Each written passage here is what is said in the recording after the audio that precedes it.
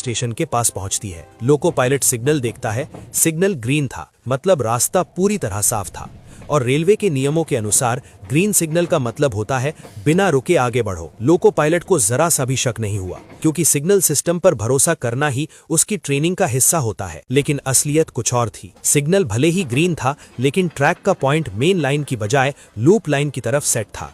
यानी control room और signal system कुछ और बता रहे थे, लेकिन जमीन पर पटरियों की दिशा कुछ और थी। तेज रफ्तार में दौड़ती कोरोमंडल एक्सप्रेस अचानक लूप लाइन में घुस जाती है और जैसे ही लोको पायलट की नजर आगे जाती है, उसके सामने एक ऐसा मंजर आता है जो किसी भी ट्रेन ड्राइवर के लिए सबसे बड़ा डर होता है।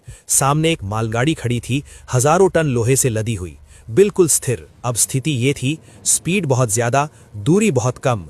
लोको पायलट तुरंत इमरजेंसी ब्रेक लगाता है। ब्रेक लगते ही पहियों से चिंगारियां निकलती हैं, पटरियों पर जोरदार घर्षण होता है, लेकिन इतनी तेज रफ्तार में दौड़ती ट्रेन कुछ मीटर में नहीं रुक पाई और फिर एक भयानक धमाका होता है।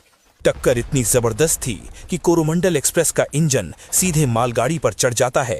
सामने के कोच पूरी तरह पिचक जाते हैं, कई डिब्बे हवा में उछल जाते हैं, कुछ कोच पटरी से उतरकर बगल की लाइन पर गिर जाते हैं। लेकिन इस हादसे का सबसे खतरनाक हिस्सा अभी बाकी था।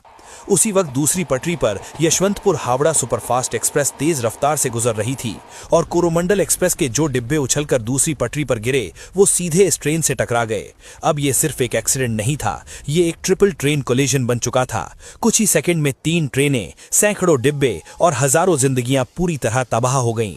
चारों तरफ चीखें, खून, टूटा हुआ लोहा, बिखरे हुए सामान, ऐसा मंजर जो किसी युद्ध क्षेत्र से कम नहीं था।